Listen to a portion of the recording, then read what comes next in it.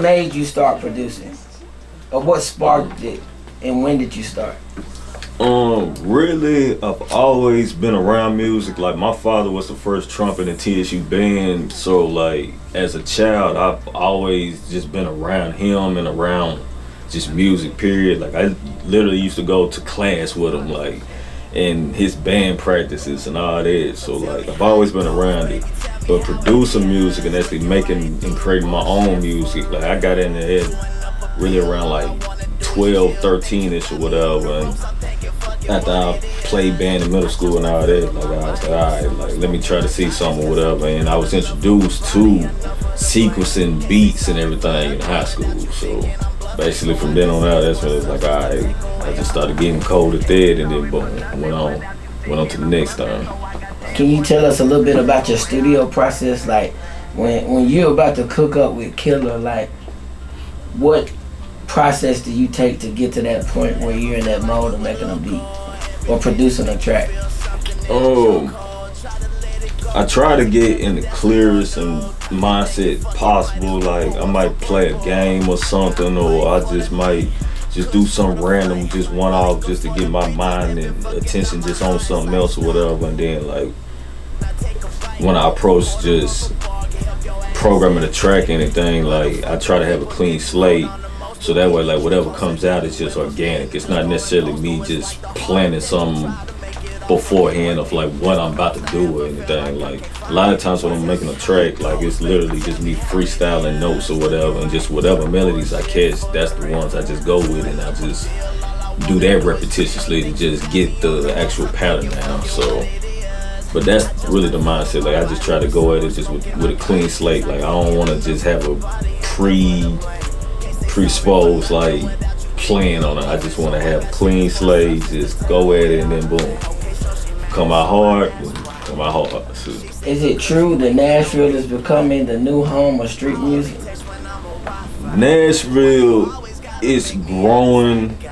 It's growing faster than any city in the country. As far as the rap and as far as like secular music, like, it's a lot of it here, but as far as the platforms go, like, I think Nashville is coming around to a point where, like, it starts to accept, like, the crowd that it has. Like, here in Nashville, like, the numbers are, you got X amount of black folks, and then you got X amount of white people, and then you got X amount of Asians, X amount of Mexicans, X amount of, you know, different. It's a whole lot of different demographics here. It's not like most of the other cities as far as like with rap, where it's like a majority of like black people, a majority of, you know, people from, you know, the coast or from the, you know, the islands and everything. Like, so Nashville, I think it's coming to a point where it's like it's trying to develop a scene where everybody's involved and whatnot. And I think like the young crowd is really just kind of bridging that gap and whatnot. What would you say your biggest accomplishment that you were proud of during your music career that inspired you or sparked another flame in your career? When I won a Academy of Country Music Award for Thompson Square, like, and just being involved on that project, because that whole process of just tracking a master record, like, we literally had to come with 16 songs in 14 days, and just the non-stop workflow and just the no sleep, just the whole sleep schedule, just the whole, you know, it was an experience. It was tiring, but it was an experience, and just to see that gain, like, you know, an Academy Country Music Award, and then me being the only African American on the production side to gain that, like, so it's like, okay.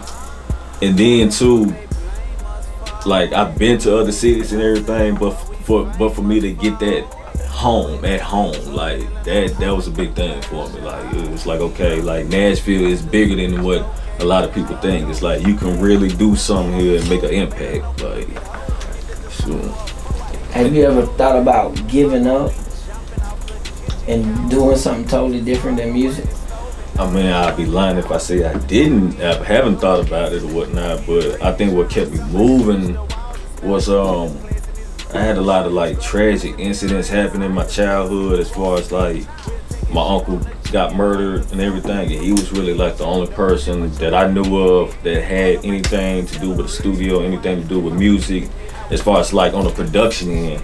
You know, like my pops was into it on the band end, but after he got out of college and everything, like, you know, that was basically it. Like my uncle was the only one that had like a studio, that had like mics, had like keyboards, drum machines, you know, whole consoles and everything. And then, you know, for him to get murdered in the way that he got murdered, it was just like, okay, like that really just kind of just kept me going. Like, it's people here that, you know, is people that's not here that can't do what they want to do. It's people that's not here that can't pursue their dreams and everything. So it's like I didn't want to make any excuses for myself to be like, well, you can't do it because you don't feel like it, or you can't do it because you feel a certain type of way about anything. It's like, nah, forget all that. Like I just got out of that phone and just kept moving.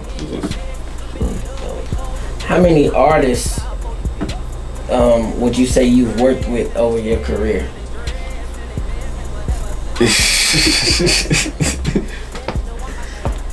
I mean, a roundabout number, I'd probably say of around 600.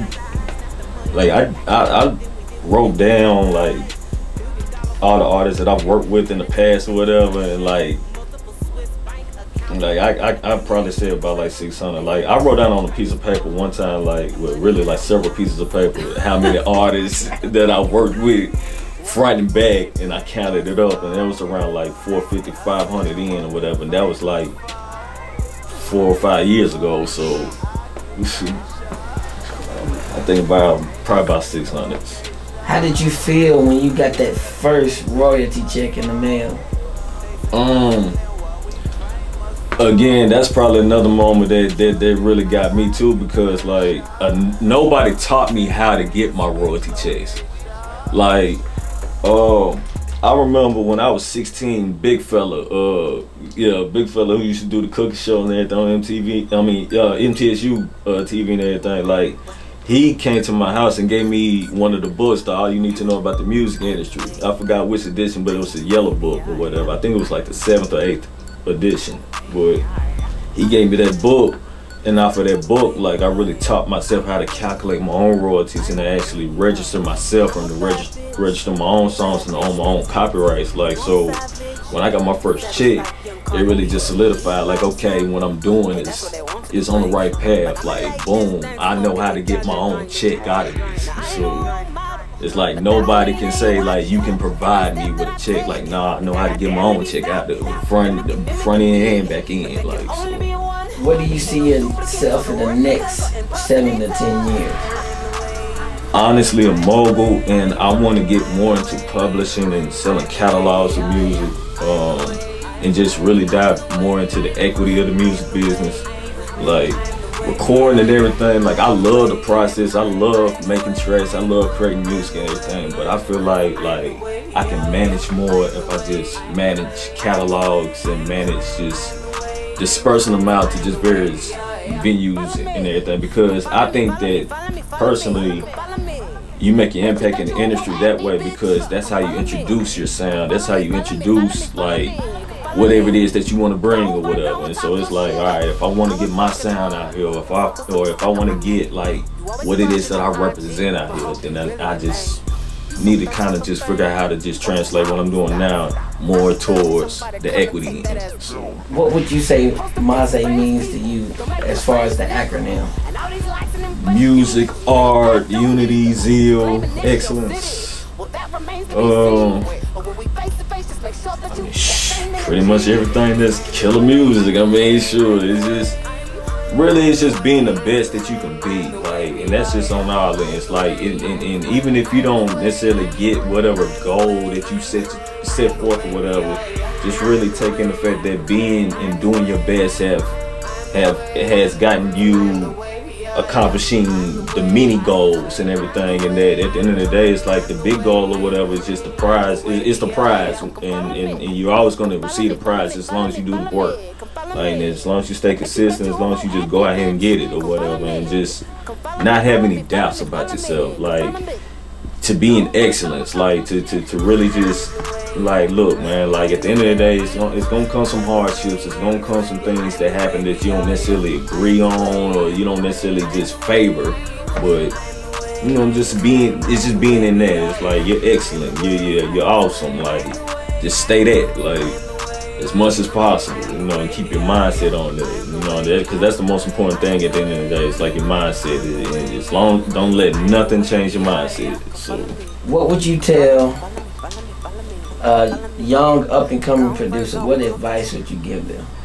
Learn as many ways to do your craft. Like, learn different ways to do your craft. Like, when I first started, I started out on a floppy disk and Fruity Loops, and I really mastered that shit. And that was way back when. So, learn your craft. It's like, it's different ways of producing music. It's different ways of doing art. It's different ways of doing business. It's different ways of doing just anything that you can think of, technology, innovation. It's different ways of doing it. Just learning as many ways of doing it, so that way you can kind of be you know, the ace in the day. You can do anything you want on the board. Yeah, like just learn everything about whatever it is that you truly want to do and just hone in on that.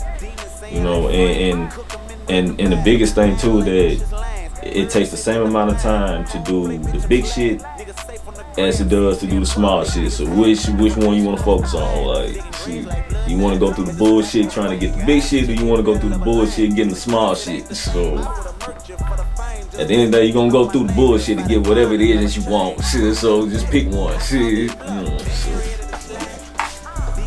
And outside of that, man, shoot, man, as long as you know, as long as you got that mindset, man, just keep going. Just keep going. Like, don't ever stop.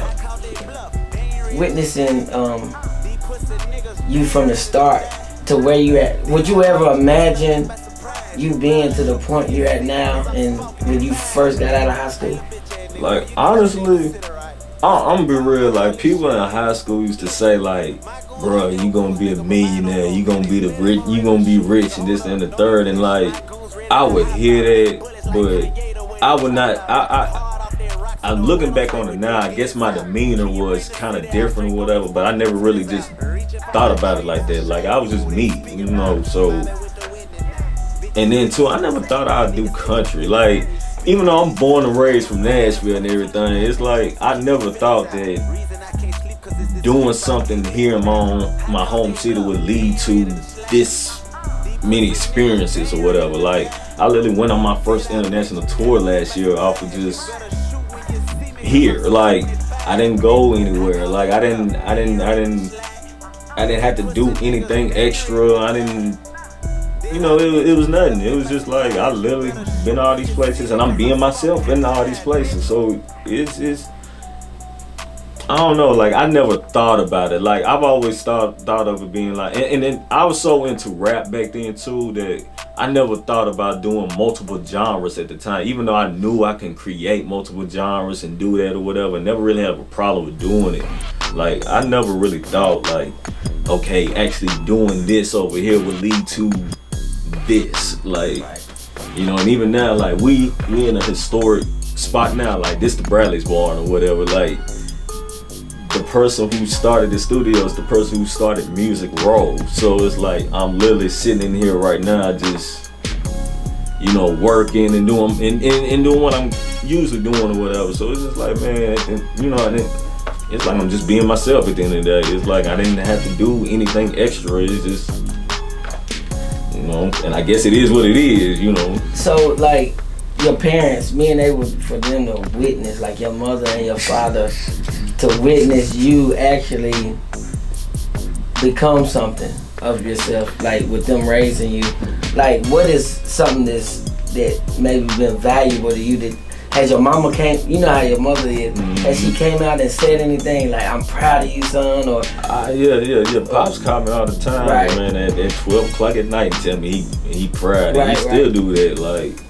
You know, my mom, she does that shit all the time too, or whatever. And she's funny because she'll sit back and be cool and be low key or whatever. Then she'll just hit me with it or whatever. And it's like, all right, I love you too, mom. But nah, I love you too. But it's funny because being that my pops played in a band and everything, and then for him to see me do the music right the way that I've done it, it's funny to him because he'll tell me that it reminds him of just another version of him, of just, you know, had he done the same thing or whatever, you know, and it's just, he's just proud because it's like, you stay focused and you did it, you know, and they'll tell me that I've taught them how to just, you know, really just stick to my wits and everything and not just stray off and do something else or whatever. Just really stick to it, just stick it out and everything, and just, you know, get it, you know. And like I said, like when I got my first country credit and everything, like just that,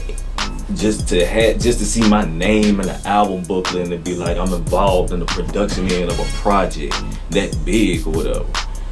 And I can go to Walmart and buy copies of this shit. Like that's when it kind of it's just like, okay. And to them it was like, damn man, like okay, you know, okay, like he was serious. Like he showed us like he can do it. Like he can do it.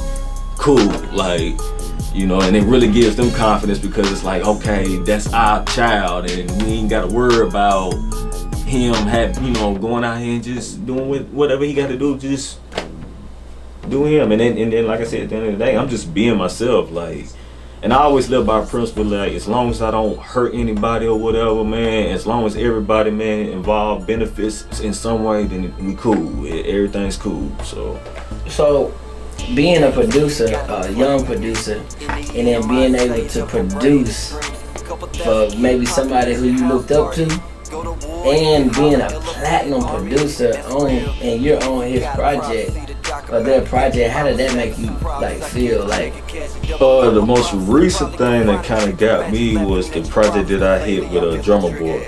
And off one, like anybody who knows me knows that that's the dude that I looked up to. Like that's the dude that I literally kind of studied to just like, okay, how do I sequence tracks? Like how do I sequence beats? How do I actually arrange shit? Like, and I studied him, and then for me and him to have a relationship that we have and everything, and then like I can just call him and he just answer and be like, what's up?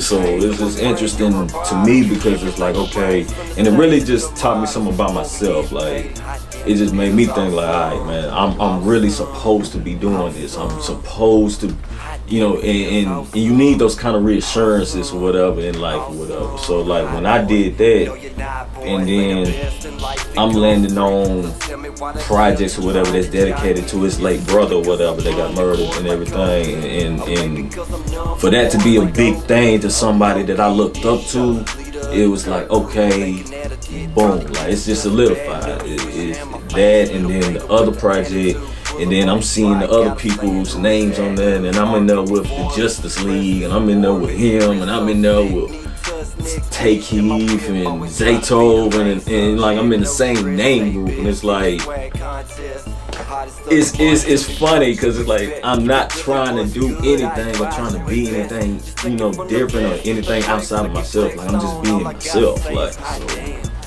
it's like I know, like at the end of the day, man, as long as a person's persistent, as long as a person's serious, shoot. So with the artists, you said you work with so many artists, over almost 600. Would you ever do anything kind of like what DJ Khaled does? Or would you look into doing like a compilation project? I thought